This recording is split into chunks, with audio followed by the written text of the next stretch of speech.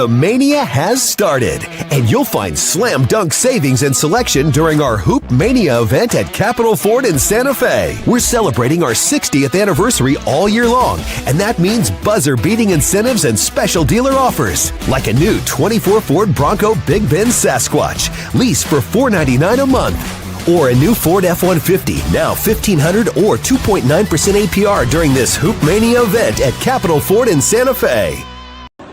Ladies and gentlemen, from La Casa de los Lobos, the pit, here at the University of New Mexico, let's get ready to rumble!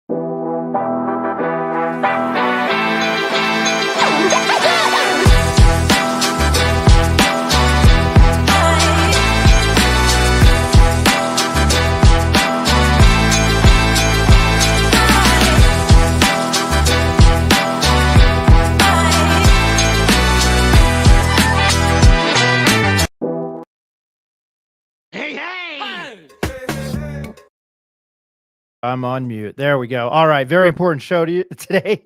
My name's Ryan Tamori. Welcome to the Pit Press Live. I get progressively worse and worse hosting this show. I apologize for that. 8 o'clock, Mackenzie Bishop, Ed Nunez, Jacob Neff, I believe George Scott. Everybody's going to be joining us. Wanted to start off the show. I normally like to give everybody's own opinion, but when I'm able to nab a guest like this in discussion for the hiring and the 23rd head men's basketball coach, Eric Olen from beautiful La Jolla, California, UC San Diego. I'm going to jump right into it, and he's a familiar face, and I think a lot of people are probably happy he's back. His name is one Mr. Ryan Berryman, and he is, I feel terrible, I had to keep reminding myself, Deputy Athletic Director, COO, Chief Operating Officer.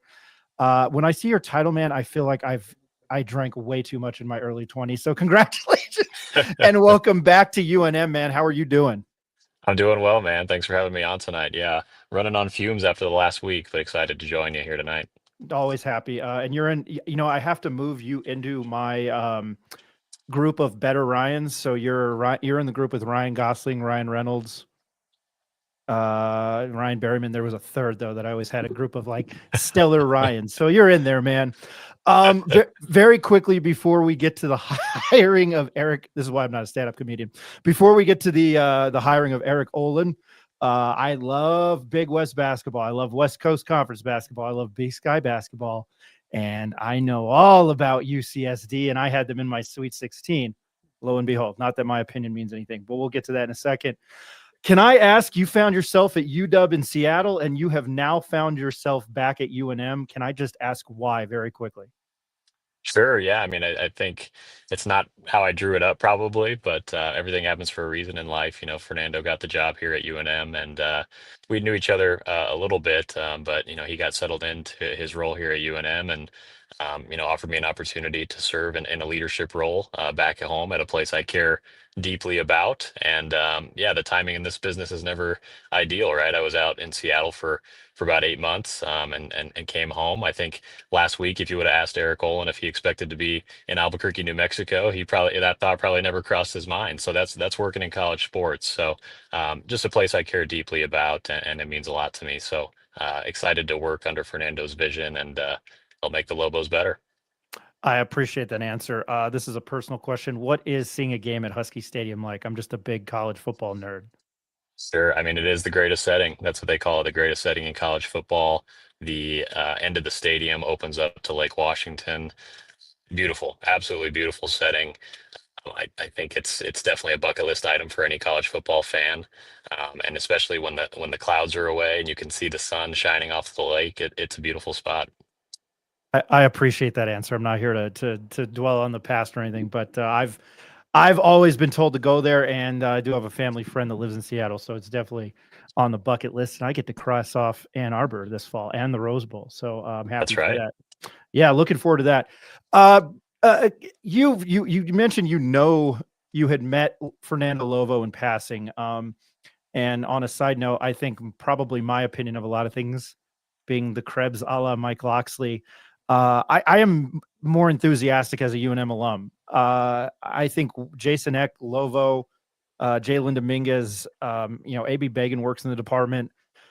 And then now Eric Olen. But I think, what is your perception of Fernando Lovo? Because I feel like there's a brand new set of enthusiasm and maybe youth within UNM athletics.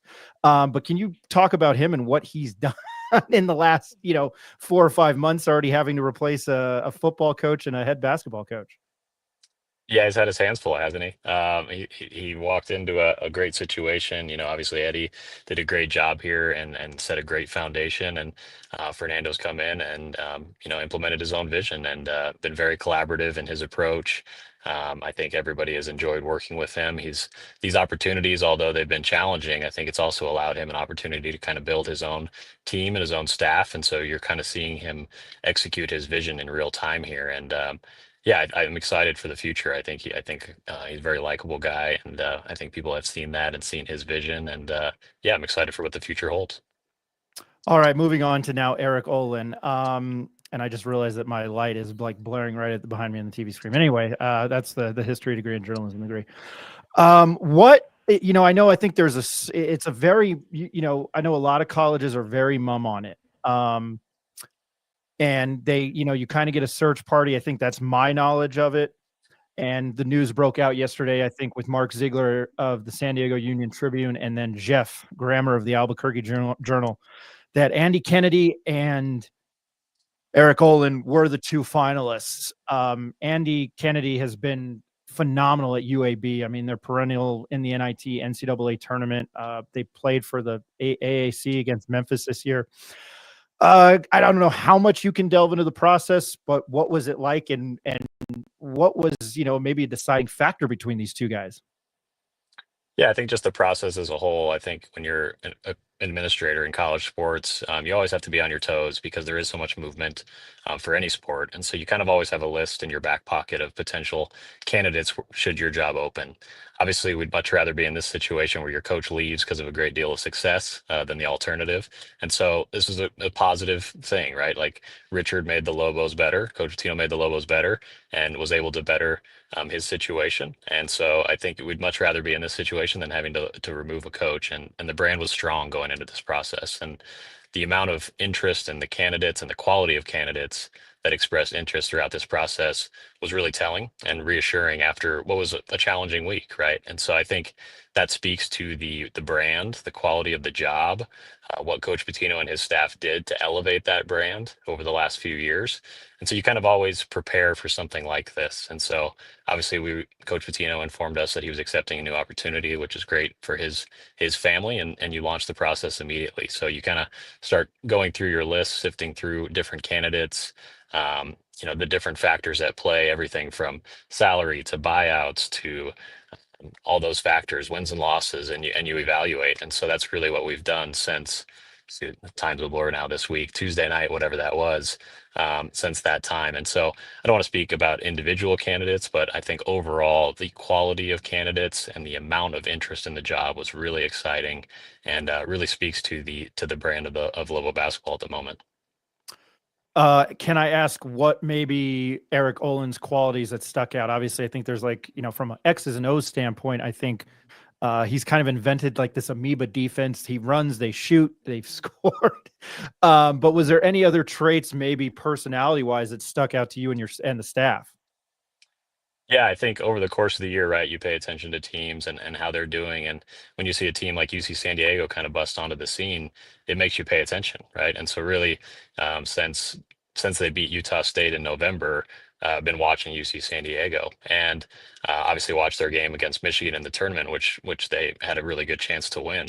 The way they play, I mean, is fascinating, and having a chance to hear Coach speak to this, and I think Lobo fans should be excited to hear him speak about this, the way they play, kind of a five out motion on offense, putting guys in the best position to score, sharing the ball. When you look at their metrics, if you're a basketball junkie like me on Ken Palm, they turn teams over, but they also don't turn the ball over. So they're very efficient in what they do. And I think he has a unique ability to put guys in the best position to match their skill set.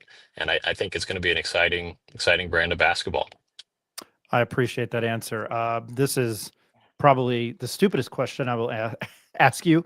My dad, long story short, my dad was ill when I was growing up, and he got sent to a specialist in the San Diego metropolitan area. And the clinic, which is Scripps Clinic, is in La Jolla, California. So my question to you is, how did you pull Eric Olen from La Jolla, California, which is incredibly beautiful, to Albuquerque, New Mexico? And I kind of wrote that in my story today, from La Jolla by the sea to the peak of Sandia. I mean, what's the selling point to draw him out of La Jolla, California? La Jolla, Del Mar, San Diego. It's a beautiful place, isn't it? I mean, my uncle lives in Carlsbad, California over there, so been there many a times. It's tough to beat. Quality of life is very high, beautiful, great weather.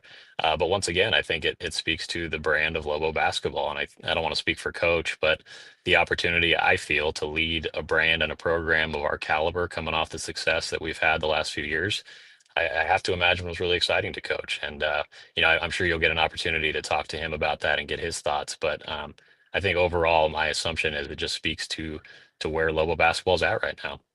I know that was a dumb question, because I think people probably are like, La Jolla, California, where is that? In speaking with Coach, I'm sure with Eric Olen, I'm sure he had to know what was his knowledge of the history of UNM basketball and the arena. Yeah, I'm not sure that he's been to the pit before, but he's well aware of our success over the last few years, the passionate fan base, and I think it'll be fun to hear him speak about that and kind of what he's witnessed over the years. Obviously, being in San Diego, he's seen many a matchups with the Aztecs, and so I think he had a strong familiarity with the brand, with the rivalry there, and kind of how the program has been over the years. And I think his style of basketball, personally, in my opinion, the way they get three-pointer attempts up and turn the ball over will be really exciting in front of 15,000 people. I'm going to gather you guys, and you're a basketball nerd. I love the history of stuff more, but Michigan was a turnover machine this year, and I love Dusty May because mid-major basketball, FAU, and he found himself in Michigan. So I think a lot of people probably, again, like I said, a lot of people were high on UCSD. Were you? Obviously, that was the night before the Marquette game, but was anybody watching UCSD or Michigan closely? Yeah, I mean, as a basketball junkie, you try to watch every game. We were in Cleveland, so that game was on pretty late that night, but did watch and shoot. They were in that game till the final seconds. I think their best player fouls out with, I forget now, 4 or 5 minutes to go. You never know. I mean, but the shots and the quality of shots they were getting in the second half to kind of come back after a slow start was really fun to watch. And yeah, imagine they win that game. Things could be a lot different. So it's exciting. That's I'm not one to harp on officiating, but there was a certain game in Cleveland that the officiating wasn't so hot. We could be having a different talk right now. Not to backtrack, I do want to ask about Coach Pitino, as I jokingly call him, Son Tino, and then I had the pleasure of meeting Rick Pitino. Again, shouldn't be a stand-up comedian. What I called it, and I might have stole it from somebody, but it was a Lobo renaissance since the Alford days. What can you say about what he did? And then, I mean, you were in Cleveland, the atmosphere on Friday night. I thought for Marquette being in Milwaukee, all the Lobo fans were behind me, and I thought that arena, and you probably had people rooting for the underdog. I thought that at least on Friday night favored UNM. But can you speak about what Pitino did here and getting UNM back to the promised land and playing for a championship. Yeah, I think what Coach Patino did to change the program can't be understated. You think about where the program was at that time, just really coming off of COVID, right? I think that was hard on all Lobo sports, and kind of the way he's rebuilt it brick by brick since then. The talent and the type of staff and student athletes he brought to New Mexico is just amazing. I mean, I think what's hardest for me about the transition, obviously, I'm happy for all of them, but top to bottom, just amazing people from the staff to the student athletes, and he developed a culture, and people stayed, and the student athletes stayed and wanted to play for him, and brought us to a great moment. I was telling our staff during the trip to Cleveland, like, just enjoy the moment, because it's been a long time since we've been in that position where we're competing to win multiple games in the tournament, and we can't take it for granted, right? I think I was 18 the last time, 17 maybe the last time that happened, and in the moment it feels normal, and then you look back, and you look back with such gratitude because it's so hard to do. And so for the Lobos to be in that position, really exciting. Credit to the staff, like I said, top to bottom, but just a really exciting time, and they deserve all the accolades, and things that come from that success. I'm probably, I don't know, 7, 8 years older than you. I could be wrong. I felt like in the 90s, when you make that comment, I felt like they were in the, I don't know if I'm an old man or a young man. I complain a lot. Ask Mike Mottes. I just felt in the 90s, it was like so normal for them to be there that I thought it was an every year thing. And then they didn't get there. And then in 05, they had to go on this run to clinch the bid. And it was very cool. So I agree with you on that comment. And on a side note, I got a text message from one Kevin McCurdy, and he wanted me to let you know that his former manager brothers are tuned in watching our show right now. Kevin's one of my favorite guys. He cracks me up. He's the one of the greatest Lobo basketball managers of all time, Mr. McCurdy. He's a Hall of Famer. Maybe, I don't know. Hall Maybe of Famer. He's on the Mount Rushmore of basketball managers, of UNM basketball managers. Lastly, Ryan Berryman, again, Deputy Athletic Director and Chief Operating Officer in UNM Athletics. Last question for you, just because spring football is going on. I think Jason Eck, the enthusiasm there is, I hate using that word, but is through the roof, and what he's doing. And you've seen what he did at Idaho. Can you speak about, how you think you can get the tide turn with Lobo football? I think he might be the right man for the job. Yeah, I'm a little jealous because I haven't had the opportunity to meet Coach Eck yet. Having gone straight from Seattle to Las Vegas to Cleveland to a basketball coaching search, and so I'm excited to get to know Coach Eck.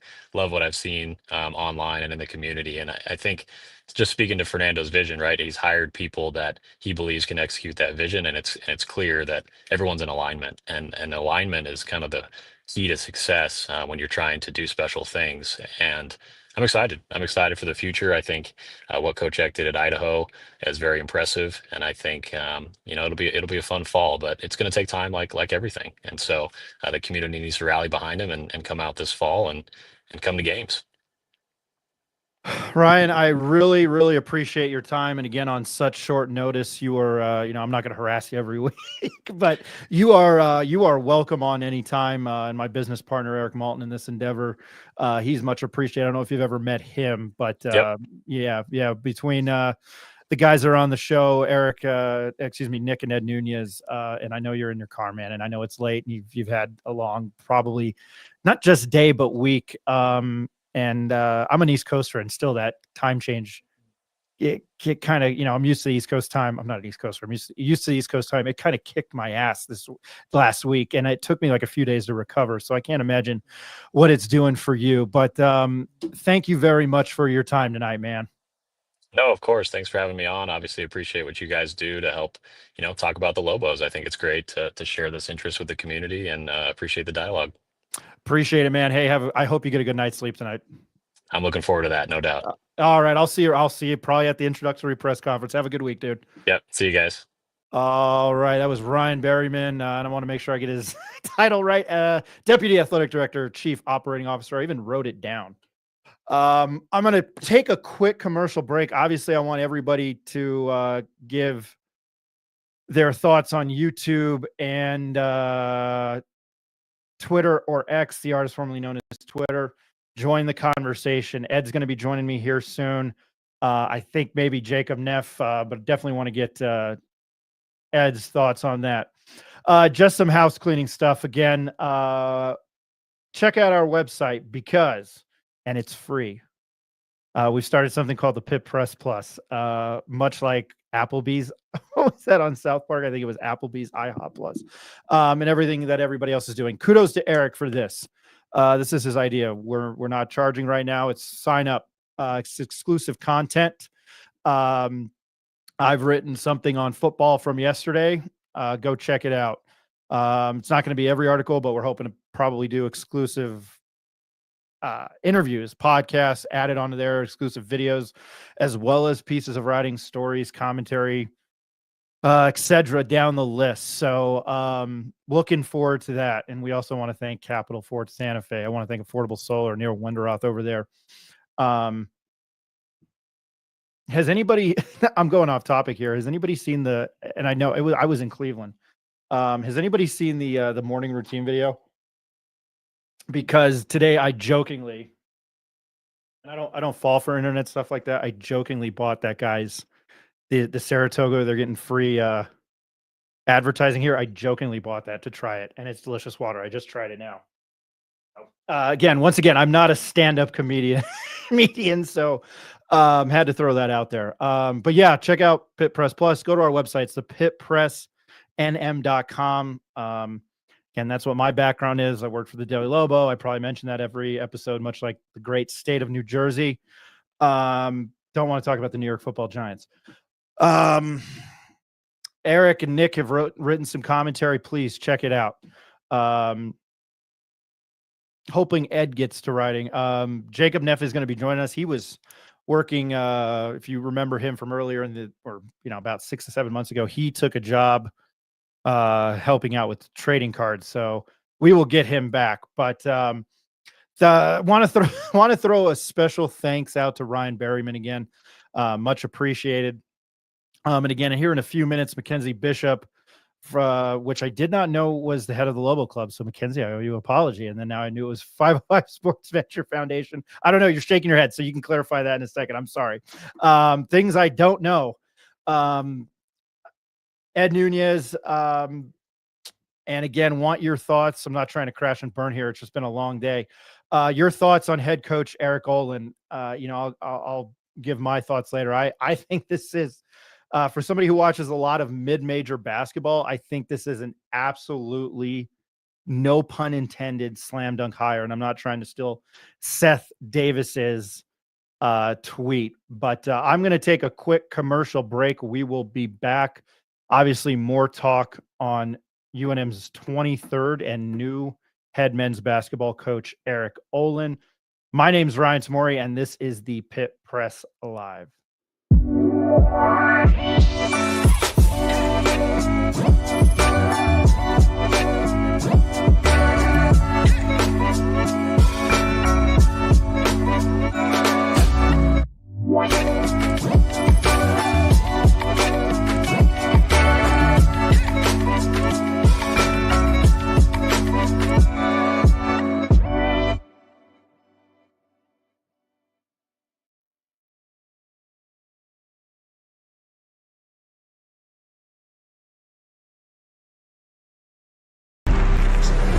Let him cook.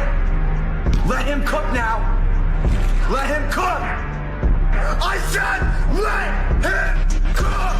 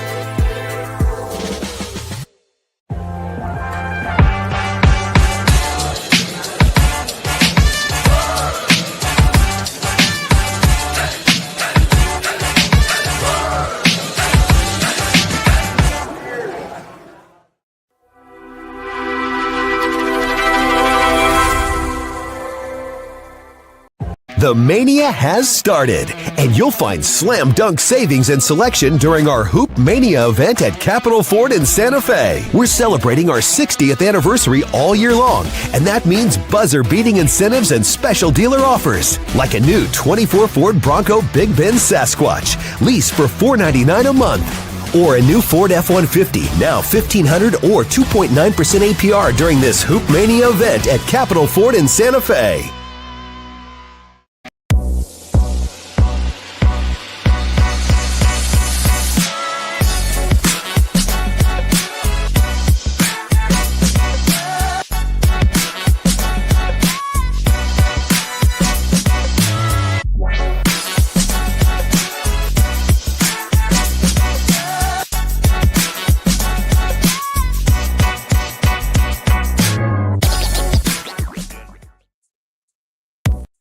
All right. Welcome back. Can you guys hear me? There we go. Perfect. Sorry, I had to turn that down.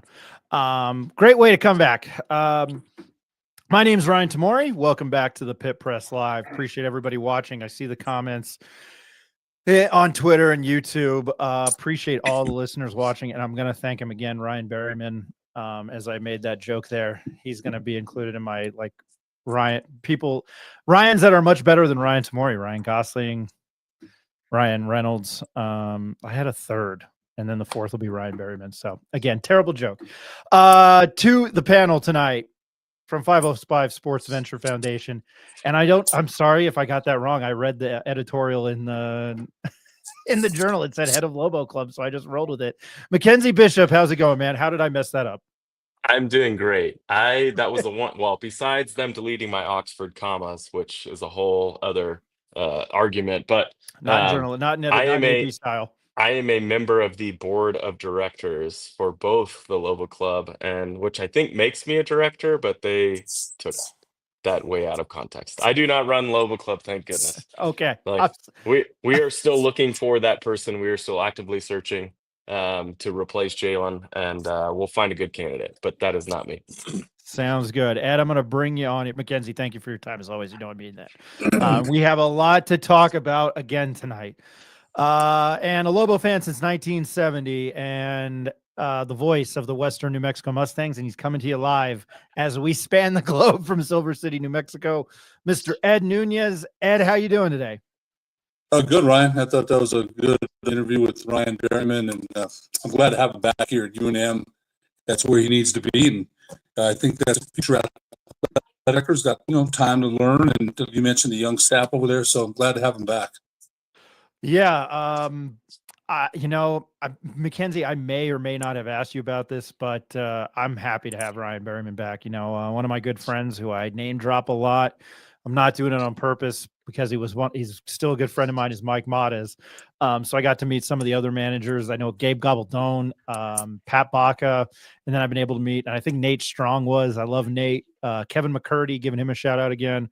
And then obviously Ryan Berryman. But your thoughts on Ryan, because there's a lot of youth over there. Well, all the guys you just mentioned, what's amazing about them is that they, by and large, are still super, super involved with the program and with the University of New Mexico and the community, and are just ardent fans. And I think that's what's amazing. And there was actually a post on X, was it yesterday? The UNM managers, they're still here, right? Like, they're the guys that are still here. They're the guys that are holding down the fort. They're the guys that transcend coaching staffs, and those guys really they really do so much behind the scenes to make what we see happen. They're the guys putting bags in the back of the plane. They're the guys, making sure everything's good to go, especially on the road, and making sure all the logistics work. I mean, those dudes do a ton of work, usually don't get a ton of credit. So, huge shout out to the managers. You should follow them on Twitter. They're really good. But Ryan specifically, he and I go way further back than not necessarily than college. We went to the same high school, and we've worked together on our high school foundation. Gotten to know Ryan really well outside of school, and outside of basketball. And I just can't say enough good things about Ryan. I watch the interview too. I mean, he speaks for himself. He just is so articulate and knows what he's doing, and we're so fortunate to have him back. But I can safely say, that the 3 or 4 folks that we have at the helm of the University of New Mexico, I've said it online, and social media extensively. These guys are really, really good. These are guys that I would hire and that I'd probably want to run my business. They're really smart, know what they're doing, and we are in great hands. And I'm going to bring George Scott in. I'm glad he's joining because I have to check to see if he if I sent you a text, George. I didn't do that on purpose. How you doing tonight? Former UNM men's basketball player George Scott. Doing well. Just ran into my house. I ran several red lights to get here, but I made it with no casualties. Thank God.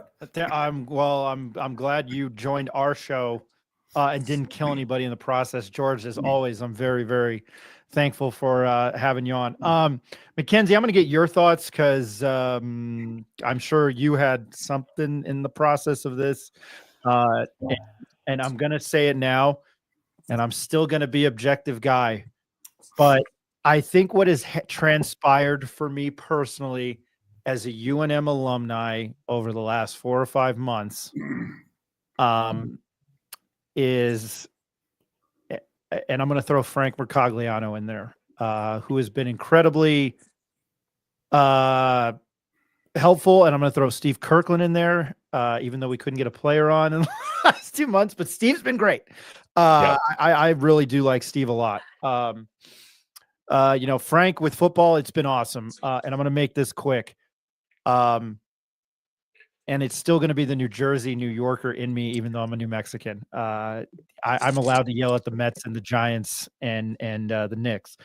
But as somebody who grew up here and is a UNM alumni, and what we've done for this show, I've tried to take a step back and not do negatively, positively.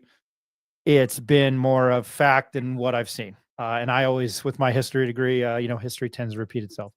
But I just want to say this, and I'll wrap that up. It's been very refreshing with the new blood in there and getting to know you and Kurt. I think it's been awesome. And I think Fern's done if you threw me into that position to hire a new football coach and a new basketball coach, I kind of thought that maybe Fern had the thought that was like, what the hell what job did I just take? And to be quite honest with you, I think he's handled it. Now, this is from an outsider looking in. He has handled it like a pro. So I've mentioned it on this show. I am incredibly, I was still looking through it from an objective point of view, but I can say between football and what basketball has accomplished and what maybe basketball lies ahead for the next couple of years, I'm a little bit speechless on a guy who hosts a talk radio show and writes talking about UNM athletics. I think everything has been done a great job, and it's almost like a hidden gem. With that said, I wanted to throw that out there, Mackenzie, and I'm sure there's a couple of my friends listening and their ears are burning, looking at you, Mike, and Scott Forrester.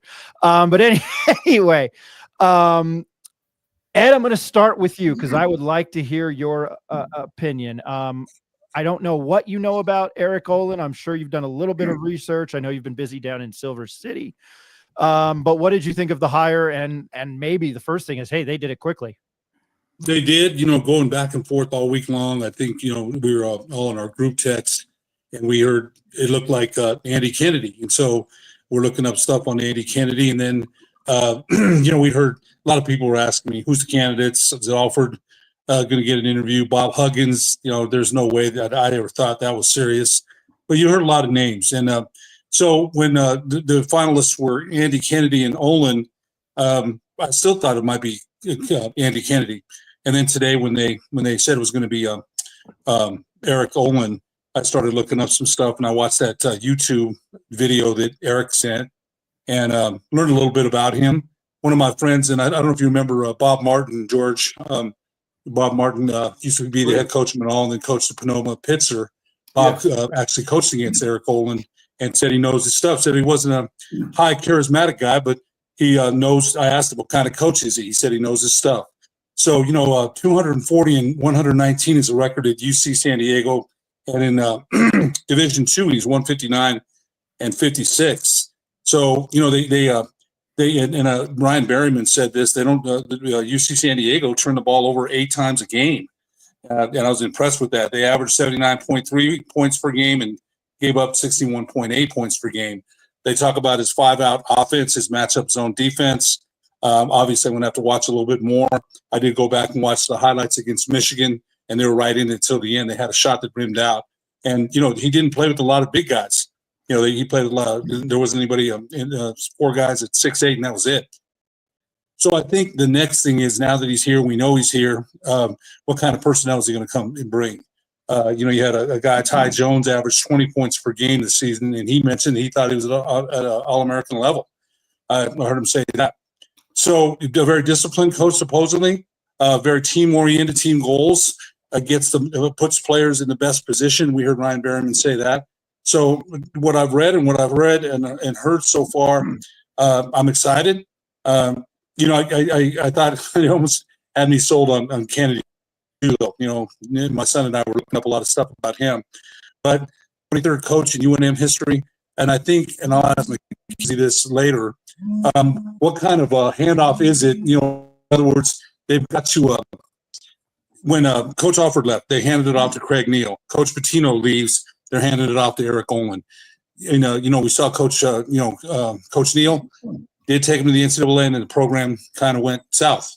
So I'm hoping Coach Olen takes that baton and keeps the momentum going with UNM basketball. I like the hire.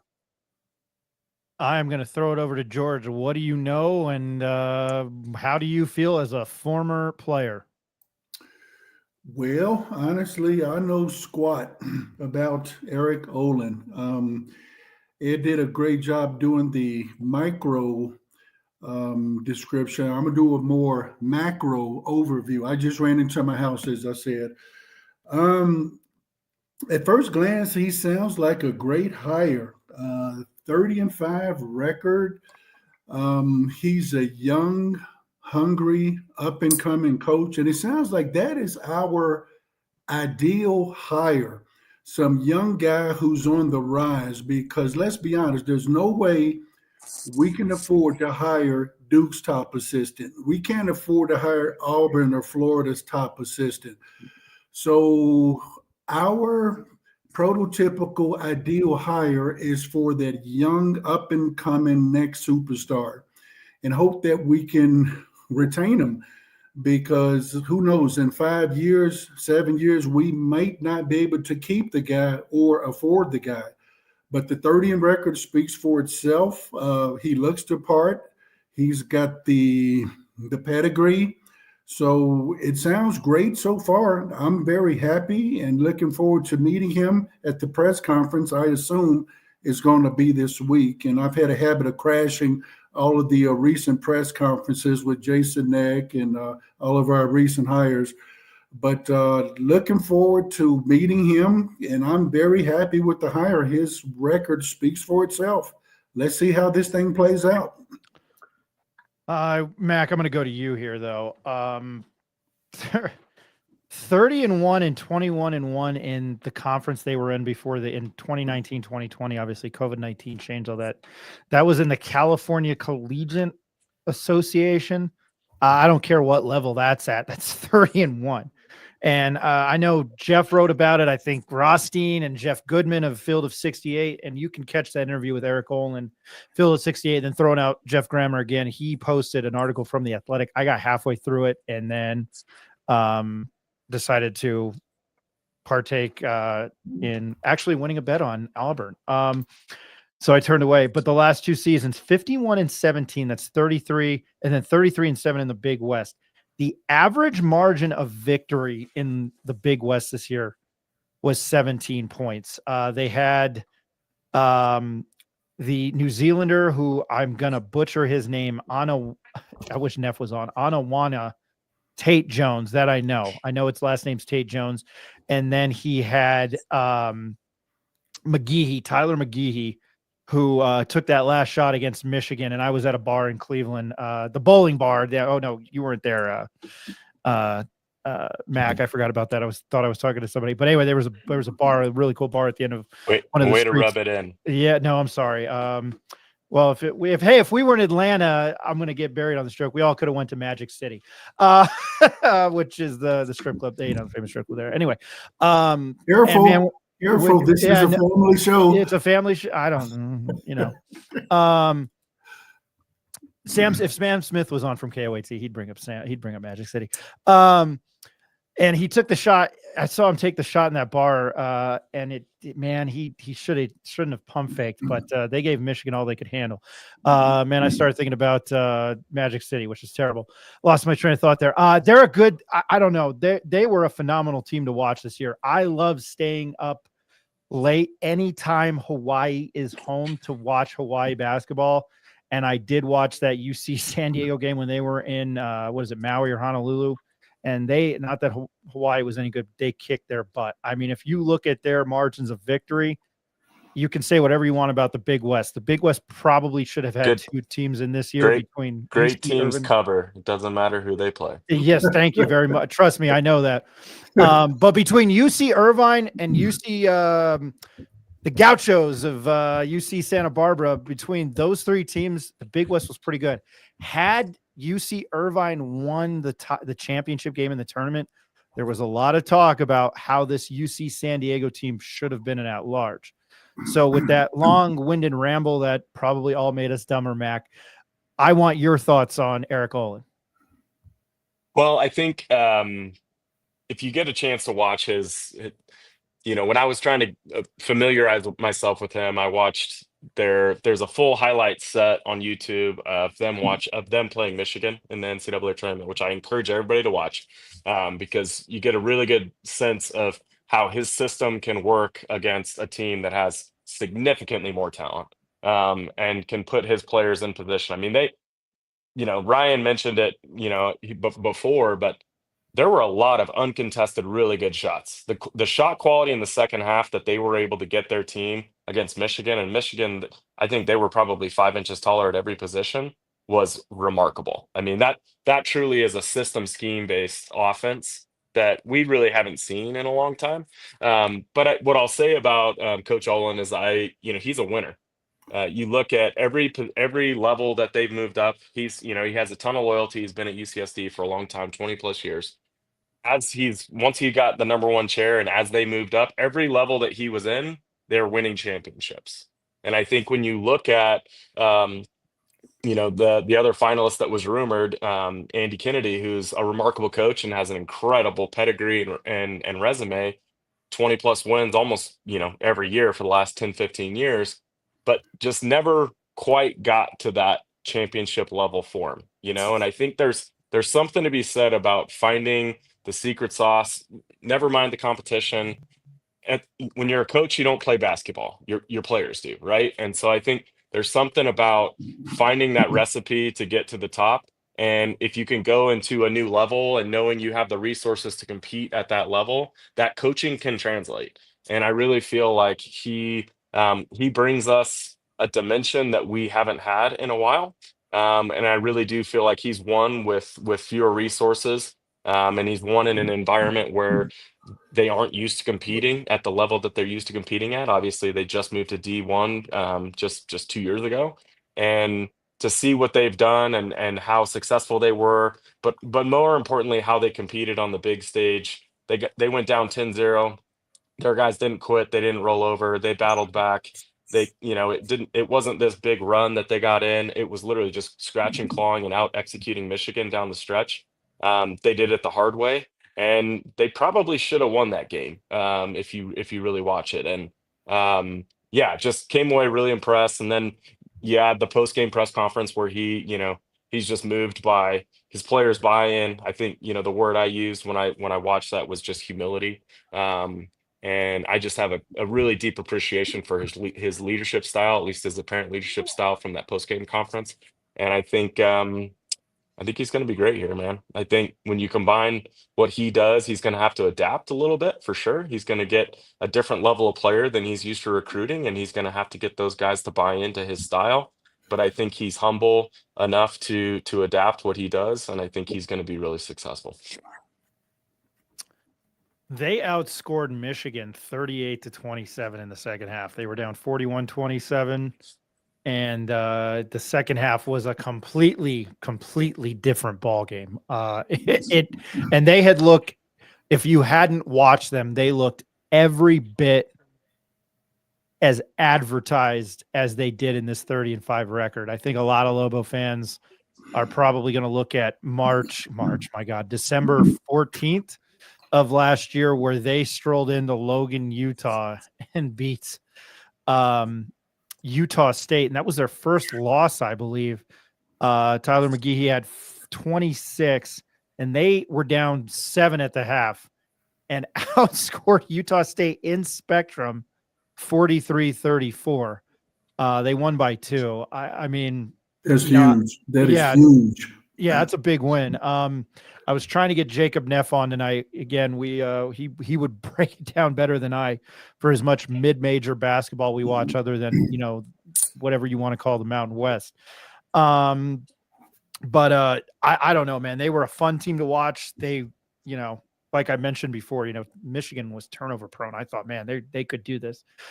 I guess trying to think of where to go on this topic. I mean, you know, Ed, I'll start with this with you. How do you keep the momentum going from Pitino to this? And you and I have kind of talked a lot off air, and I didn't get to talk to you today or yesterday. Maybe I mentioned earlier, but they found the coach quick. But how quickly? I don't know. What do you feel momentum going into next year? You know, we and you know, McKenzie will remember, and so will George, when Coach Alford left, a lot of the players wanted Coach Neal to stay. You know, they said, hey, if he's not hired, some of them wouldn't stay. I think Alex Kerr said that he didn't stay anyway, but a lot of those guys stayed. They stayed there, and Coach Neal had Coach Alford's personnel at his disposal and worked out for a couple of years. Then after that, as I mentioned, I thought when Colin Neal transferred, everything went south with Coach Neal. So I think I'd ask McKenzie. You may not know, Mac, of what personnel staying, and maybe you know he gets Kate Dotson to stay, and Borvichinen entered the transfer portal. Maybe he comes back, and you know, and Shu Washington. I think there's a lot of questions left to be answered. But I think in my son said it. I thought best in the Coach Pitino brought the buzz back to UNM basketball, and I think everybody's excited. And you know, it drives me crazy about some of the comments about, oh, why didn't they hire this? They never do that. They didn't do this. Hey, you know, those people can you know, everybody can sit there and be second guess. It is what it is. And in the portal and with transfer, the way things are going to happen like that. Kurt said it on the show last week. You know, another couple of years it might happen. It's happened in how many universities have new coaches? So I'm looking forward to seeing.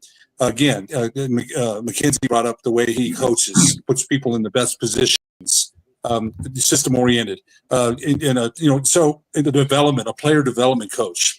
So I'm really anxious to see what kind of personnel. Hey, the portal's open. He's going to get to start and hit the ground running, and I'm anxious to see what kind of players. And hopefully, he can retain Kate Dotson's, the Milicevic, Jovan Milicevic. I think those are key players to hopefully retain here. If not, he's got to get going and get his own personnel to fit his system. That's important. I think, you know, McKenzie said that.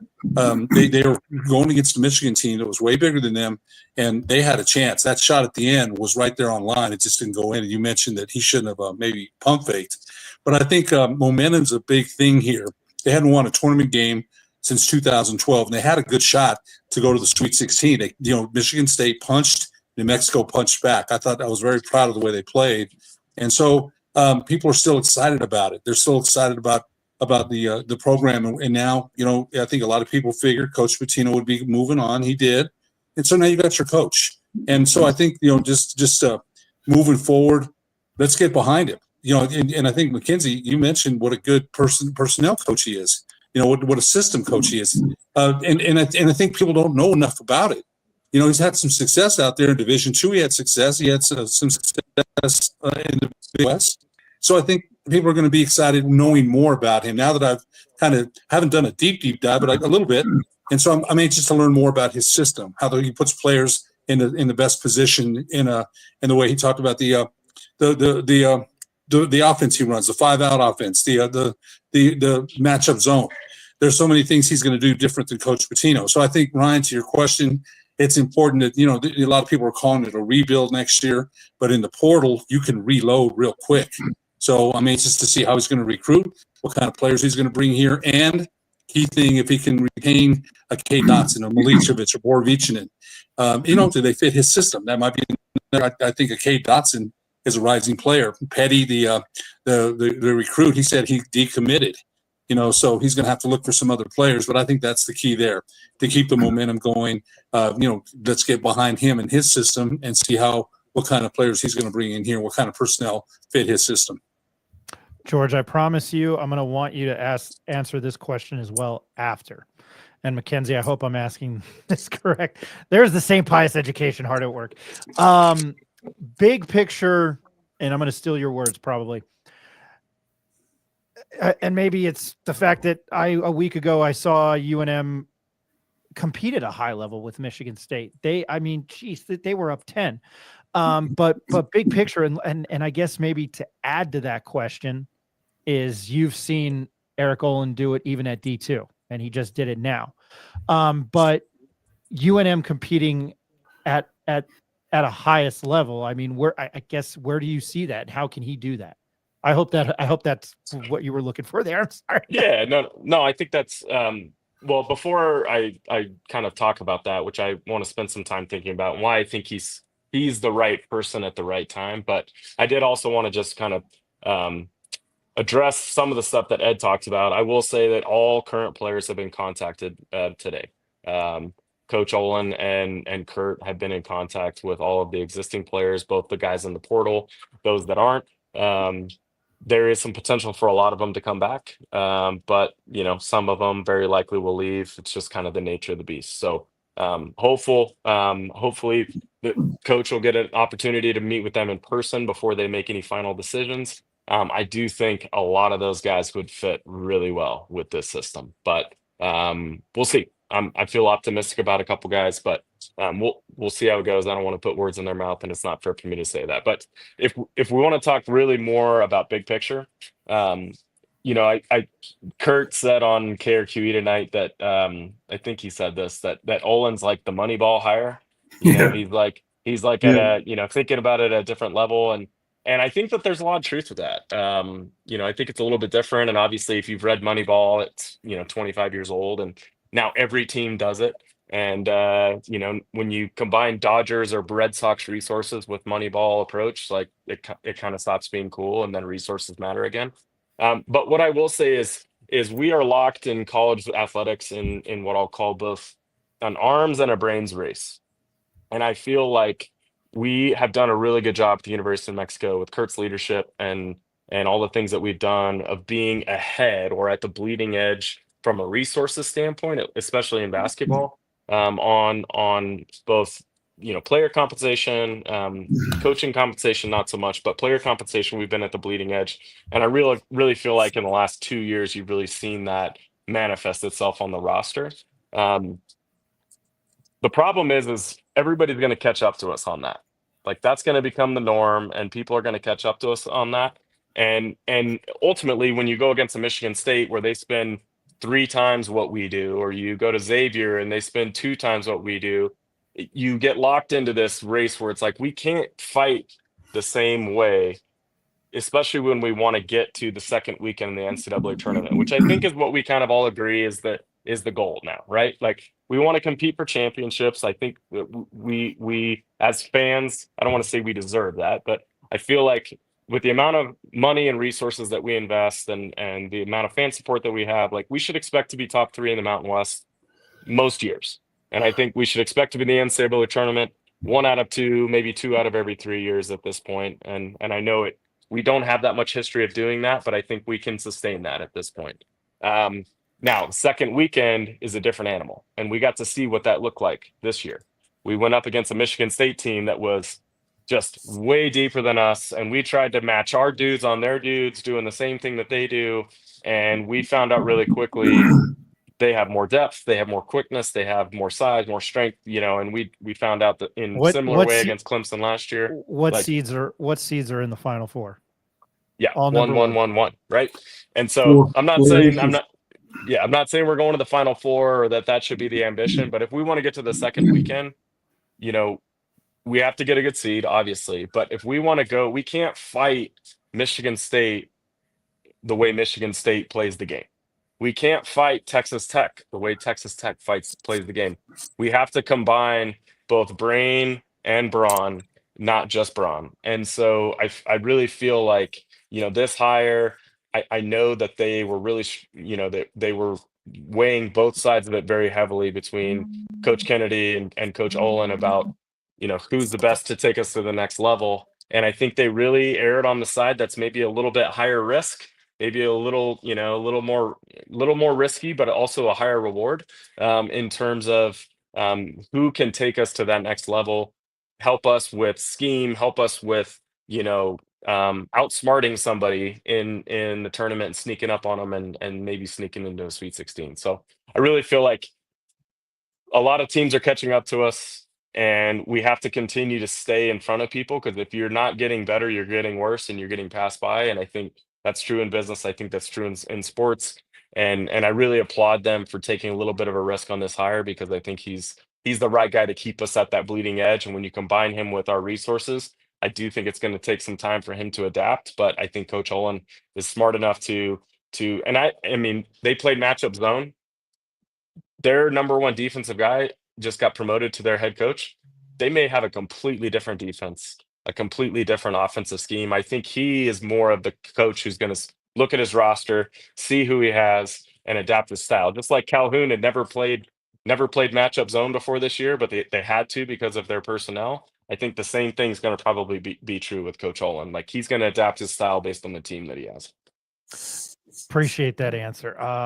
It's funny when you bring up Moneyball. A lot of people don't talk about it. The most, I think, recent case of that, and I'm not going to go off on a tangent here, is the Tampa Bay Rays the last year. Like one of the not the highest budget in baseball, and they either had the best record or were in the postseason. Then obviously the COVID year played for the World Series.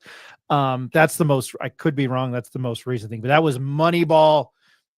That was masterful Moneyball at its finest. And I think some people didn't like it, but I mean, I thought it was, I don't know. I thought it's fascinating. And plus you put Jonah Hill and Brad Pitt in a movie. I'm going to watch it. George, I'm going to go to you kind of with the same question. And I know times have changed. They've even changed within the last 5 years, but how does UNM, I think, Mackenzie kind of answered it, but I want to ask you as a former player, how does UNM compete at a highest level? Well, Mac kind of nailed it. Speaking of which, I want to give Mac a shout out for that brilliant piece he wrote in the editorial section of this morning's journal. It was well written, well thought out. It was very, very informative. So I encourage our viewers, if you haven't read Mac's piece in this morning's journal, check it out. He laid everything out beautifully. As always, and Mac will appreciate this, like in real estate, location, location, location. In college sports is recruiting, recruiting, recruiting. That's going to be huge. Coach Olin is from California, so I assume he's got strong ties to California, but he also needs to develop ties to states regional to us, Texas, Arizona, because guys generally don't want to go to school across country. They want to stay kind of relatively close to home, to where mommy and daddy and girlfriend can visit them on weekends. So, it's going to be incumbent on him to recruit California very strong, Arizona, Texas, New Mexico, and see how this thing shakes out. I was going to go to this comment real quick. Because if you've never watched the show, this new optimism and positivity I have is brand new for me. Gregory Liker, sorry, but you all are more optimistic than some of us. I'm on record here. I thought Bronco Mendenhall was the worst hire, and look at that. What was I going to ask next? I apologize, George. I appreciate that. Ryan, can I ask Mac a question? Go ahead, Ed. Sorry. Mac, I saw Kurt earlier on TV, and he said that Fernando Lobo called it a gut hire. Now was it that close to you, or can you say between Andy Kennedy and Olen, or was it when pretty much Olen had separated himself? James Borrego withdrew 2 days ago from consideration, but Fernando Lobo, Kurt said that he had said it was kind of a gut feeling that he wanted Olen. Can you comment on that at all?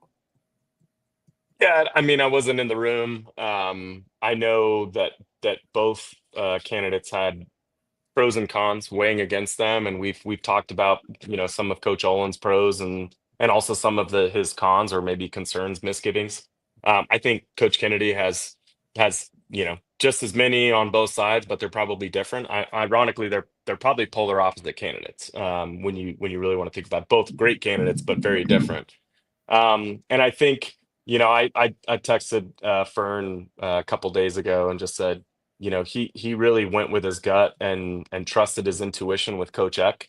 And I think he's done a really good job of surrounding himself with great people. Obviously, we had Ryan on earlier, Jalen and Amy and Ed Manzanares. There's people that have been around this state. They're from here. They've seen what success looks like, especially in basketball. So I think he got a lot of great insight and great input. But I think at the end of the day, when you're the head guy, you want to work with somebody that you feel like you can work with and who you feel like you can manage and hold accountable, and that you want to invest your time and your energy and your resources in. And I think at the end of the day, that's where the gut comes in. Is you got to bet on your guy. You got to bet on the guy that you want to bet on. And I think that's. I don't want to say that. I don't think that's a bad thing. I think that that's honestly the best way to go. So I kind of encouraged him to do that, and I hope that that's what he did, because he's had really good instincts thus far. You know what? I got to say this too. I think people had mentioned Steve Alford, and understandably so. He had some success here, but the more I thought about it, the more the list I saw, I thought, Fern probably wants his own guy. Nothing against Coach Alford, but he wants his own stamp. This is the guy that I want. You mentioned a guy that I know, the guy that I chose. Coach Alford had already been here, and if he came back, great. I'm sure he would have done a good job. I don't know that I didn't see his name really pop up on the list. When I started thinking more about it, and why wouldn't Fern, he picked Coach Eck, that's his guy. Why wouldn't he want his own guy? It's two big hires. He comes in here and has to hire a football coach and now a basketball coach. And why wouldn't he want to put his own handprint on it, his own stamp? That's his guy. It's his hire. He's going to work with them, and everybody else too, but that's going to be his choice. So all things considered, I think, again, it's gut feeling. He feels good about it. And, going forward as a Lobo fan, what am I going to do? I've been a fan since 70. I'm going to get behind it and see what happens. I think we all should. And I think it's clear that this is a culture hire, not only from a team culture standpoint, but from just a program and athletic department culture standpoint. I think Fern has surrounded himself with some really bright and sharp folks. And I think, obviously Eric Olen, I think his intellect is clear. I don't want to say that he just got hired because of his intellect, because I think he brings a lot, obviously his results and his resume. But I think what Fern is trying to build is he's trying to build folks that are innovators, have a little bit of an entrepreneurial mindset when it comes to how to build this athletic department, because we are fighting against our competition in both the Mountain West and nationally with more resources and things like that. And sometimes we got to outfox them. And you want to do that with people that you're aligned with. You want to do that with people that you think can think outside the box and can come up with different solutions to tried and true problems. So I feel like he got the guy he wanted, that's going to further what he's trying to build here. And I'm pretty excited for it. I was really refreshed and pumped with the approach that they took with the process, the candidates that were there at the end, the top 5 at the end. I won't even say who they are, but they were really good. That was a really good list of 5 guys, and who they ended up with as their top 2 and then ultimately at their number 1 is honestly exactly how I would have done it. Just, really, really excited about getting an opportunity for everybody to meet Coach Olen, and for us to see how the next couple of weeks unfold, especially in the portal. Can I ask a question? Go right ahead. Mac, I'm not sure if you can answer this, but did Alfred or his representatives reach out for an interview? I don't know if I'm allowed to say it or not, but you already have. You already have. I think Alford Steve was very excited about the prospect of being back in the pit, for sure. Okay. All right. Yeah, I had heard his name a lot this weekend. And as I mentioned on our show last week, I think I'm not a fan of his as a person, but he won and he won big. And when it's all said and done, are we worried? Are we concerned about a guy who's warm and fuzzy or a guy who wins championships? Yeah, George, I mean, I agree with you. I mean, when I first heard that, I was like, really? I was like, okay, like, I mean, Nevada has a lot of resources to make a lot of money there. But I think obviously he was in the media a lot about their fan support and just the general alignment around basketball at the University of Nevada. And one thing I will say is his end of season press conference, I think after their Mountain West loss, when he kind of went on a tirade about NIL and the current Yeah, state of athletics, yeah. that was a real black eye for a lot of people. I Well, don't I know know. I don't know that eliminated him from contention here, or if he ever was in contention. I honestly couldn't say. I know he Yeah, was very interested in the job just because, I think this is the top tier job in the Mountain West, and I think that's a real, you know, piece of evidence that proves that.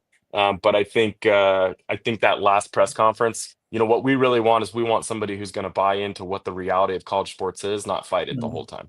Right. Well, and let me add that as Lobo fans will recall, not fondly, when he left us at the altar for UCLA before the ink was even dry on his contract, that rubbed a lot of people the wrong way. So I think it's kind of poetic justice that he reached out to come back home, and we said thanks, but no thanks. We're good now. So I take comfort in that we spurned him after he spurned us for UCLA. I agree. I wish our trajectory had been a little more linear like his. Not have quite such a big valley in between that. But I do think that we've gotten to a point where we've kind of finally broken away from the Alfred mystique.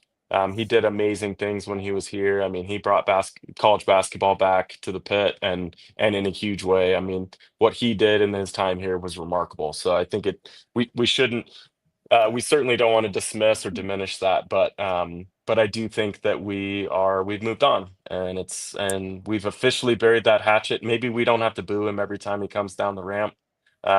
We probably still will, but Oh yeah, oh I yeah. think UNM basketball has finally officially mourned and outgrown and moved on from that era.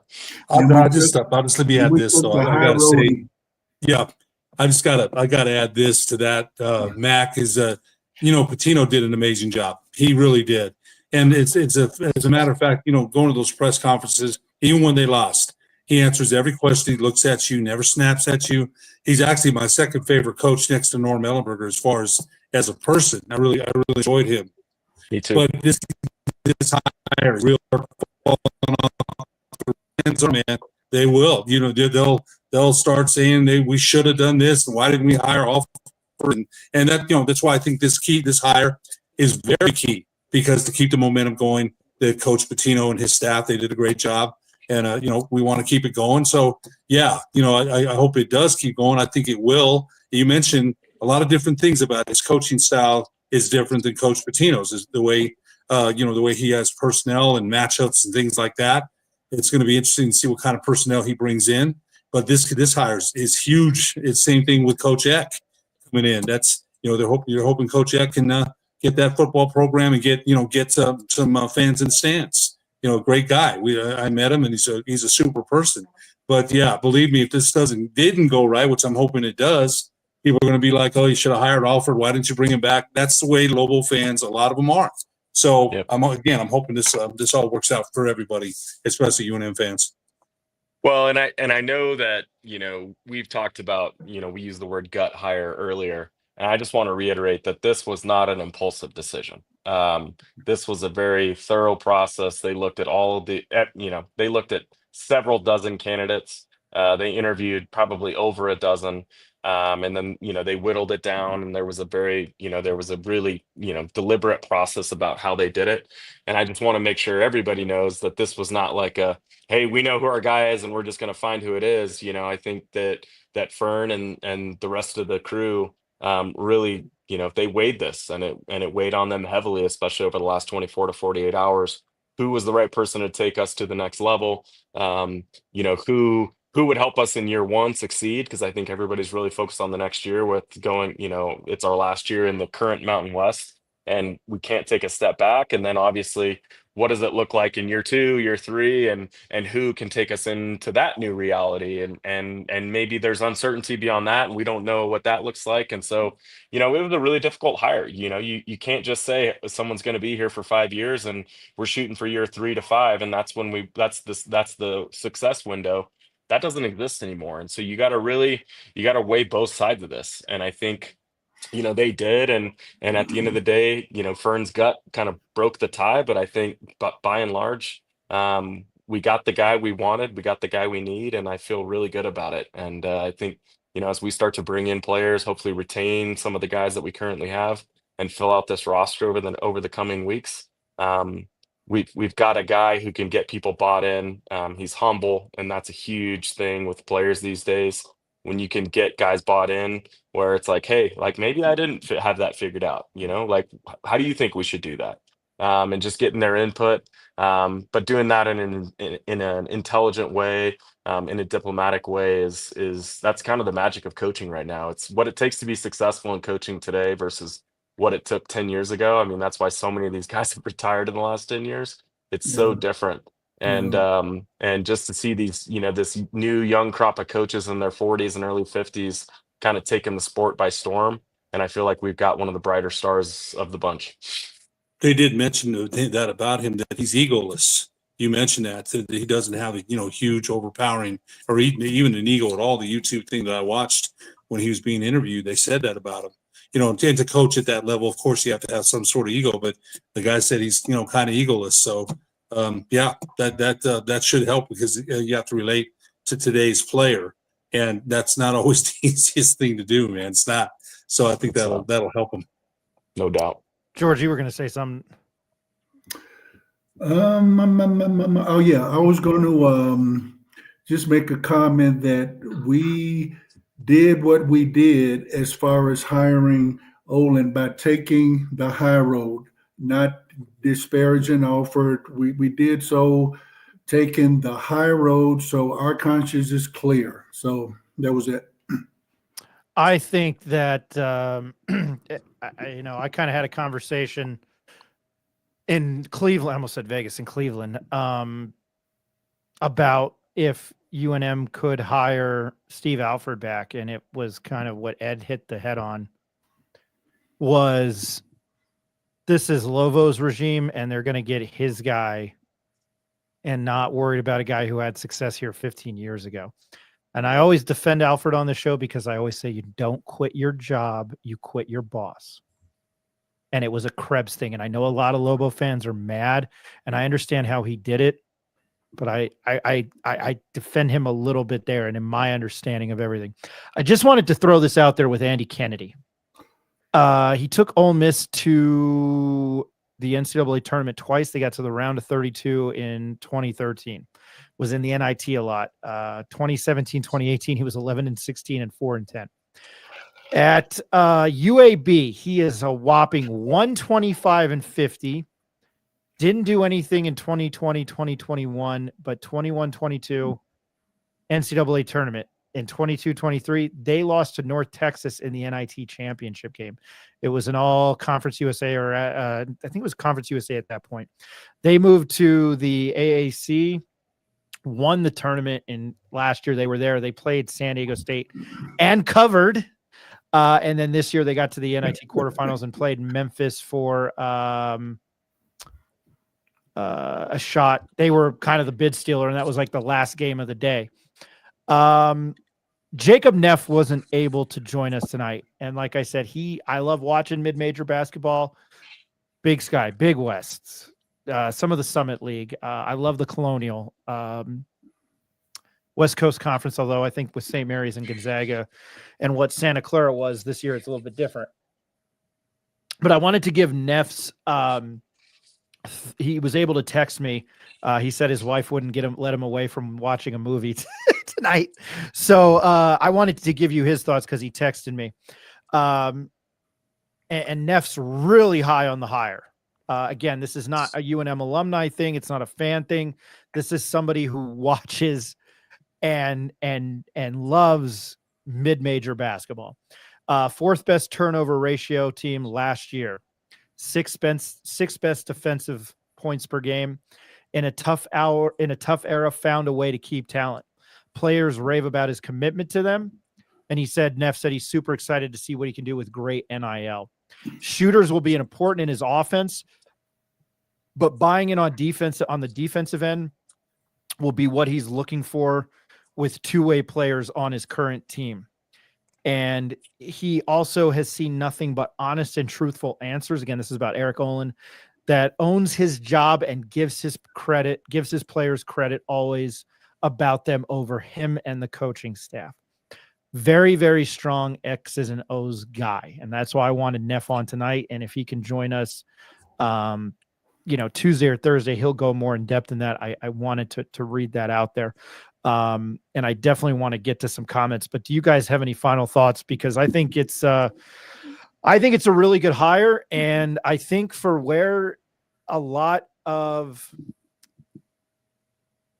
people just had the last name Pitino, and I've said this on the show, I will miss Richard Pitino's Bill Murray as Peter Venkman in Ghostbusters dry sense of humor. And I'm going to mention it again, Mac, when he walked off the stage on Saturday at the press conference and he was like, hey, my dad's the head coach at St. John's. I did like that about Richard Pitino. I really did. He built the program. It was a renaissance. It's not an easy thing to do. And man, the arena was, the pit was the pit. I think what Fernando Lovo has done is, and I'm stealing a little bit of Jacob Neff's thunder here, is you hired somebody with a last name, and then you hired, I'll go back to Bob Davie pre-NIL. You hired somebody with a name who was a head coach at Notre Dame. And I know there were 2 good seasons in there, but the experiment failed. I think, and I know Ed has a big stink because he did not live in Albuquerque. He had a home in Scottsdale, which again, yeah, you want to, Ed, I kind of agree with you on that one. I just want to say that I don't know why you wouldn't be here. I think, when Jason X said the facilities here were bar none, I was like, holy moly, like, coming from Idaho. I think that hiring 2 guys from a little bit of a smaller level, and yes, it's a stepping stone, but you never know what can happen. To take a position and have maybe better facilities, a better, obviously the NIL thing is fantastic. I think to hire guys from smaller schools, and if I can get this out, as not a stepping stone, but a higher level, I think Fern Lovo has struck gold, and I'm interested to see how it will play out. I don't know. It'll be fascinating, but I don't think UNM basketball with this guy, with what I've seen with UC San Diego, is going to miss a beat. And Mike, you're right. There's got to be some head coaches here that appreciate what they have. I'm going to go to some final thoughts from you guys. I didn't want to do an entire show tonight. Ed, I'll start with you. I just want your final thoughts. Anything. I think we mentioned that these, Fernando Lovo had to come in here and hire a new coach, right? A football coach, now a new basketball coach. He's new, and Mac mentioned what a good job Eddie did. And, Eddie's gone. Dave Williams is gone. That regime is gone. So it's his turn now. It's his turn to put his stamp on Lobo Athletics. And I bet you he's excited. Why wouldn't you be? That's your job. So, the hire Vec, and, who doesn't like the guy? I mean, again, that doesn't win you football games, man. It does not win you football games to be a good guy. But when you see him, I can't help, the Lobo up cracks me up every time I see it. Every time I see it, I'm like, man, okay. So I'm excited about that because he's excited about being here. The other dude didn't want to be here, man. Didn't want to be here. And it still ticks me off that he even came here, period. But that's for another show, another day. So I'm excited about the direction of Max said it. They had 10 candidates, pared it down. This is what they came up with. So you know what? I'm not a Lobo Pollyanna where I'm going to sit there and tell you everything's great when it's not. But I got to give him a chance, and I will. And I'm looking forward to seeing what he's going to do. I'm really looking forward to the next couple of months, weeks, see what kind of personnel he's going to bring in. So yeah, and Neff, who watches more college basketball just family, I know, he's seen UC San Diego, so I respect his opinion on this. So I'm looking forward to it. I really am. Spent many a Thursday nights losing money on Big West and West Coast Conference and watching it. But like I'm a sucker for Montana and Montana State. I'm a sucker for Santa Clara and Cal State Bakersfield and Ed, I listen to Jim Rome pretty regularly, and every time I have to watch UC Santa Barbara, they're the Gauchos. George, any thought? And then, of course, I got to throw it out to my dad, the NEC. I'll even watch that with Fairleigh Dickinson. George, any final thoughts? Yeah, just a couple. 48 hours ago, I didn't know Coach Olen from a can of paint, so. He seems to be a home run hire. Everybody seems pretty happy. I was in Costco today. Two different people stopped me, total strangers, and told me that they thought it was a good hire based on what they had read so far. So that's a good sign. As Ed said, he seems to be a humble guy. I think he'll be happy to be here. Alford, when he was fired from Iowa, he was looking to resurrect his career. Coach Pitino, when he was fired from Minnesota, he was looking to resurrect his career. So it's nice that Coach Olsen will not be in that same situation. I think he'll be genuinely happy to be here and not just some rebound coach looking to use this as a stepping stone. One final thought. Shortly after Bronco Mendenhall left us, I saw President Stokes at a football game, and I went up to her, and I kind of half kidding said, for the next coach, we need a $10 million buyout to make sure this doesn't happen again. I'm not sure what Coach Olen's buyout is, but assuming he has some success here and he wants to move on, hopefully it's going to be a pretty high buyout. Because this is getting kind of old with coaches using this place as a stepping stone. I want a coach that's going to be here 5, 7, 10 years. Maybe I'm kidding myself. Maybe I'm being a Pollyanna, as Ed said earlier, but I want a coach that wants to be here, that buys a house here. By the way, Bronco Mendenhall never bought a house here. I'm told by the UNM administration he was renting a house. So that's another story for another day, as Ed said. So, happy with the hire. Let's hope he buys a house, unpacks his suitcase, has a cup of coffee, and stays for a while. Eck did have a really good comment the other day where he said, I bought a house unlike the other guy or last guy. I thought there you go. I thought that was fantastic. That, again, win or lose, I would love to see him win. I'm going to be a Jason Eck fan forever. Mackenzie, you have any final thoughts? And I'm going to go to comments, and I'll let you guys stay on just if you want to react to any of them. But Mac, any final thoughts? Yeah, I mean, I just want to piggyback on what everybody's just said. I mean, I think the University of New Mexico, and a lot like our state, has been this fertile ground for people to come and prove themselves, in some case redeem themselves. If you want to look at Alford, if you want to look at Patino, and both of them came, after being fired from their previous positions and really, rejuvenated their career. But if you look at the guys who have succeeded here, Jalen House, Donovan Dent, on down the line, it's guys that weren't recruited as heavily. Maybe they were too short, or maybe they, didn't have this, and there was something missing, right? But they were guys that really wanted to come here and prove that they belonged and prove that they could be the best. And they came here, and we gave them a platform to do it. And I really feel like our coaches, a lot like our players, That's what New Mexico can be, and that's what New Mexico is, and truly, not just the athletic program, but our state in general is. It's a fertile ground for us to all do what we want to do, and we just have to prove it to people, and we just need a chance to do it. So I'm excited about Olen coming, proving that he belongs at the next level. I have no doubt that he's going to do it, and the same for Coach Eck. I think he's going to do some amazing things at University Stadium, and just excited to be a part of it. And I think we have a lot to be excited about. Mac, and I know you had some say in it, but didn't give my hat off to Kurt Roth tonight. So I think I love the guy. We should all say a little thank you prayer to Kurt, because we would not be here without him. That's for sure.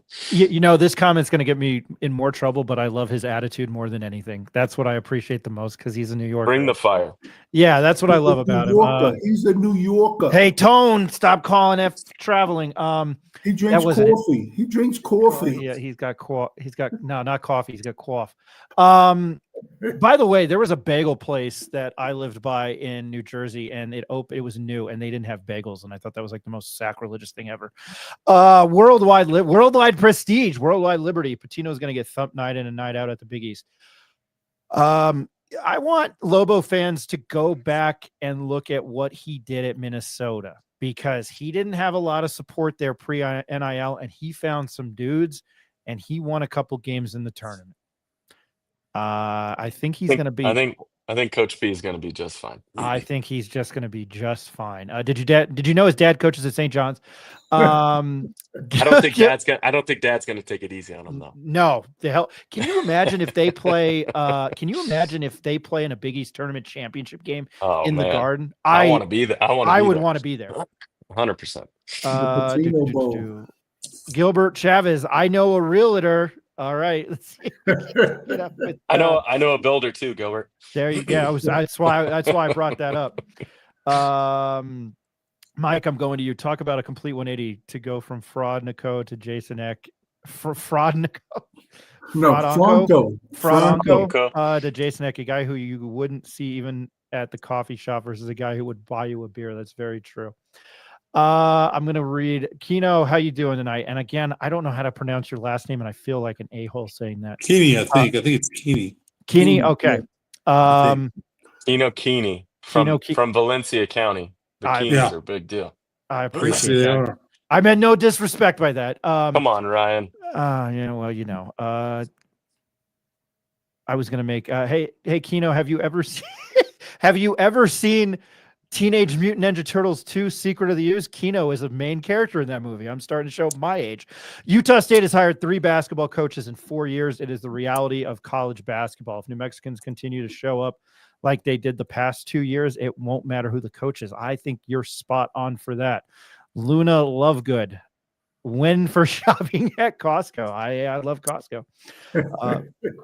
Ruben Valles, I don't believe Alfred is a proven commodity in this new era of college basketball. College basketball is very different now than when Alfred won at UNM the first time. Just my thoughts. I believe you are exactly right on that.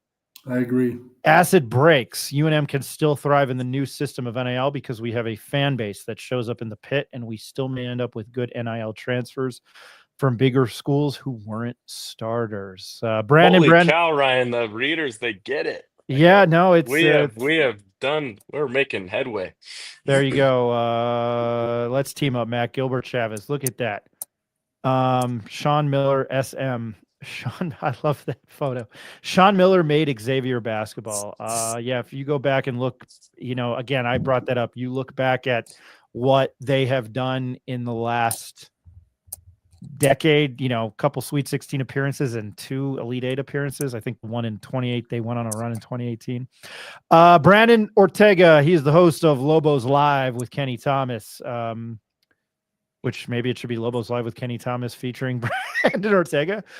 Just tuning in, UC San Diego has been in a historically bad place to win for all sports, let alone basketball. Olen and UNM could be a match made in heaven. Time will tell. I don't think KT was officially ever a candidate for the head coaching position. I know some people want to put him in there, but gotcha. I didn't even think of him for the head coaching position. Yeah, some people threw him in there. I don't know if it's serious or not, but Gotcha. Do we know the contract salary details? Not yet. It's called, gosh darn it. Nick would know it, Ed. It's like an OEM or I forgot. It's a contract for it that you're going to sign the contract. I know it's 5 years. UNM will release that slowly. I don't even have an introductory press conference note from UNM. I would gather maybe Wednesday or Thursday of this week, maybe Tuesday. I hear Tuesday. Tuesday, okay. And I'm hoping for a $10 million buyout. Well, the problem, George, is if we wanted a $10 million buyout, we'd probably have to pay him $4 million a year. Never I don't know if we mind. can afford it, but maybe somewhere in the middle. In my Gilda Radner voice, never mind. I don't. Mike, you're gonna have to text me that. I don't know. I'm not tracking that. Not gonna ask that. Signing a paper to say you're gonna sign a paper. Oh yeah, Good point. Sorry, didn't click there. I just like the name Autumn the Turkish Van Cat. Mackenzie hit the nail on the head on why you don't bring an Alfred or some other retread back. When with the portal and NIL, it's a different world now. You need someone young enough to adapt to the times. I agree with that. Ted Mays, I have to agree with what I have to agree somewhat with Alfred's thoughts. The system is very broken and no longer amateur sports. Hell, when George was at UNM, I couldn't buy him dinner without a no. Let's see what else. Ronnie Chavez, Alfred would have been a better hire only from an aspect that I saw him retire here and make a legacy for him in the next 10 years. Why can't Eric Olen do that? I will say that. Ken S. That's a great photo. I'm going to imagine that's over Dog the Bounty Hunter. He is the dog. He is the big bad dog. Really impressed. That is quite the photo. Yeah, I love it. Really impressed with Mac's opinion column today in today's journal. Mac, is UNM in the position? Jeez, I'm so sorry. Mac, is UNM in the position it's at with the conference realignment because of higher ups or because of the athletic department? And what if any, are they doing to do more for the athletic department? I don't know if here you go. So I will say, there's been a lot of talk about realignment, and I would say our football success has a little bit to do with it. TV market, maybe a little bit, but by and large, it has mostly to do with the size of our athletic budget. Our athletic budget is 10th right now in the 11-team Mountain West, or at least it was last year. It's better this year. And we're working really hard in Santa Fe to get more money this year, working with main campus to restructure how we get our funding formula there. And the goal is to get over 50 million, which would put us back in kind of in the middle of the pack in the current Mountain West with more room to grow and to come. So, we're still trying. I think the goal is, there's no guarantees of getting into the pack. But I know that the athletic department knows that we need to put ourselves in a position to be the most attractive brand and attractive school for if there is either future realignment opportunities or football breaks off and basketball and all the other sports go into more geographic oriented conferences. We know that right now winning is the most important thing, and to be relevant on the field is of paramount importance. So that's priority number one, is winning, pushing the budget, continuing to invest and create on-field success is what the athletic department is fully aligned on doing. Jacob Neff was able to chime in, and again, he's not a homer. He's calling it as he sees it. Thank God to everyone who was involved in the hire. Amazing job, Fern, 505 SVS, and everyone involved. You guys struck gold with this one. He is also a quarter zip guy, too. It's time to let the Cheery Blazer go. Just a few more comments. Brett Holtberg, the more I see and hear, Coach Olen has tons of upside. Started to look up some of the guys he's recruited and was pleasantly surprised. Our guy is a House 2.0 play alike. Anything else? Aubrey, fans have to adapt to the new normal. Coaches and players will come and go more frequently than in the past. Great coaches that can continue to build on what's been established and roll. That is very true. I had to go to this one, and I'm not going to even attempt to say your name. And I apologize. Architect. Architect. God, dude, there's the St. Pius. My dad's rolling over in his grave. Yet another UNM coach that will likely not honor their contract and jump at a moment's notice to another school. After the slightest hint of success, UNM athletics has always been so poorly run. I'm going to take this one, and Mac, if you want to piggyback, look at what just happened to Kevin Willard at Maryland. He just went to Villanova, and they were in the Sweet 16. Again, I'm not defending UNM. I just think it's the nature of the business. Like, I don't George, think how many schools in Division I basketball aren't stepping stones? How many? 8? Duke, Michigan State, North Carolina, UCLA, Texas, Kentucky. Even UCLA. Cronin's been rumored at leaving. Like, there's 8-10 schools that are the final destination for a basketball coach. Shire's not leaving Duke. Tom Izzo has been at MSU for 30 years. 9 Final Fours, 16 Sweet 16s. I don't know how many Elite Eights, and he just turned 70. He's not going anywhere. Kansas? Kansas is one. UNC? And even Bill Self, he went to Oklahoma State. He almost left Kansas to go coach his alma mater. That's what, I'm like, we have to kind of get over this loyalty. I don't know. Like, if we can get 3 or 4 good years, amen, then all you're doing. So, like, Pitino left after 4 years. Would we trade what he's done in the last 4 years going back to when we hired him if we knew he'd leave after 4 years? No. We would have done it all. We would have done it over again 1,000,000 times. Like, this is just part of it, right? We have to, and there's a few comments back, like what we need to be investing in. We need to get invested not in individual players, individual coaches. We need to invest in the program. Like, we have to continue to invest in New Mexico. We have to invest in the things that transcend these individual people, because that's what lasts and that's what continues. And ultimately, one of the great things about the NIL era that we're in right now is we can invest in things like that, that truly transcend and allow us every single year to be competitive. Amen. People need to remember, the year before Pitino arrived, we won 6 games, a whopping 6 games. You couldn't give away Lobo basketball tickets the year before he came. Now, just oppose that with trying to get tickets this winter, 3 months ago. You couldn't find a ticket in this city because the pit was sold out a week in advance.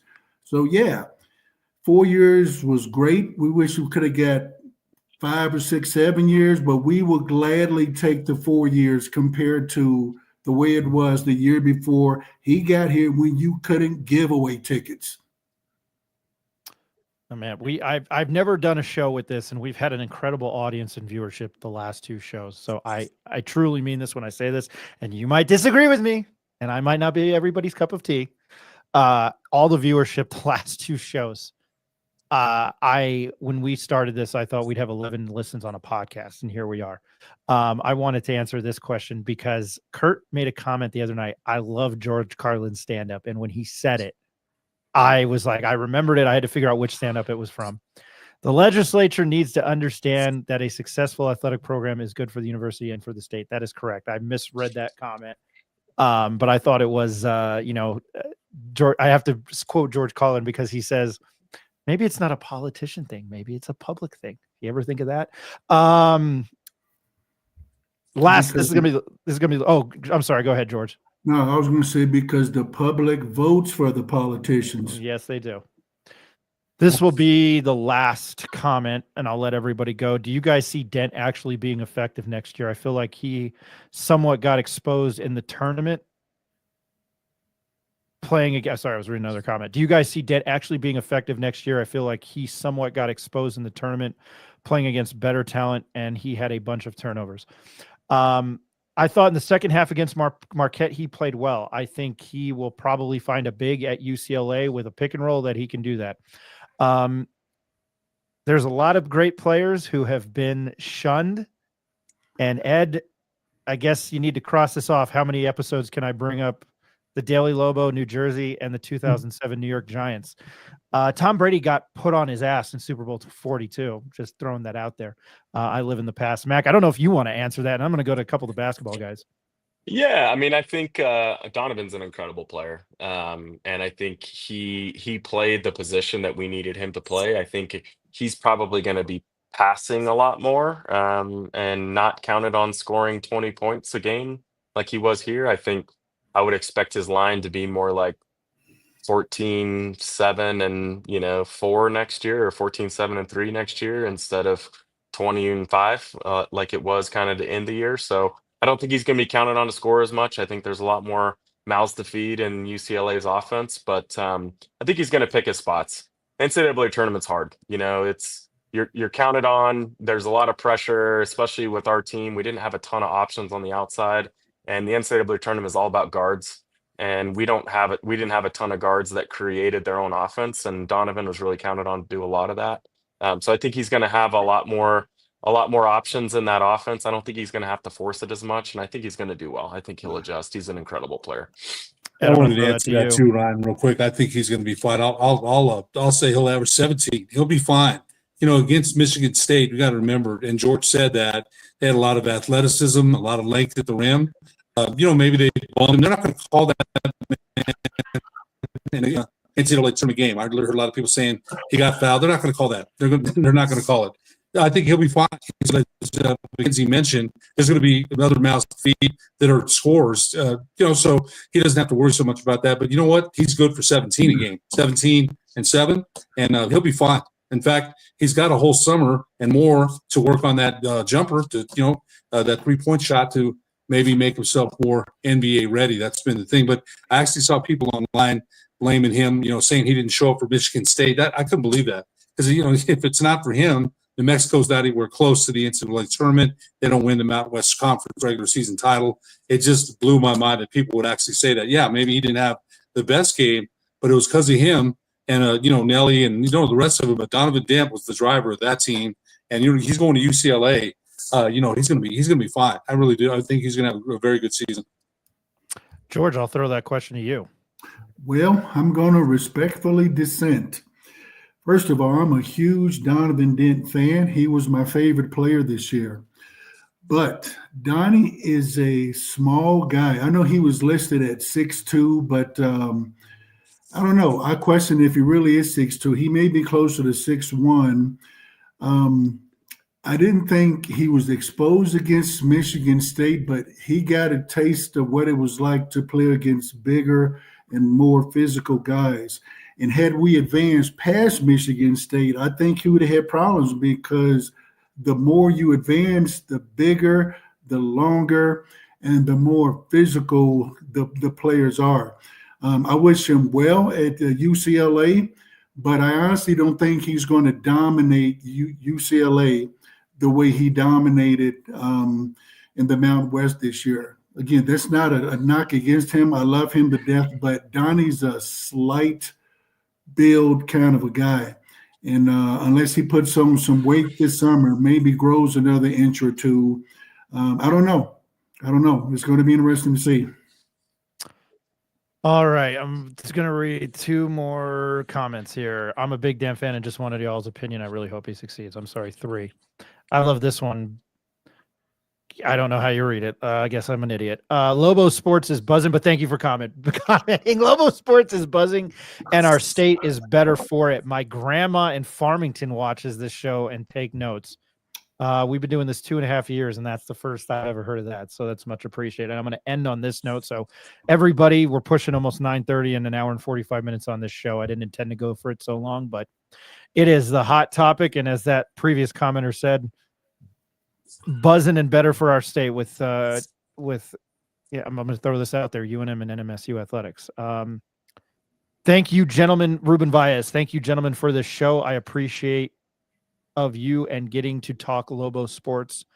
Really grateful. Hey, Ruben, we appreciate it. All right, I'm going to throw one last shout out to Ryan Berryman. Much appreciated for his time tonight. I hope he gets a good night's sleep.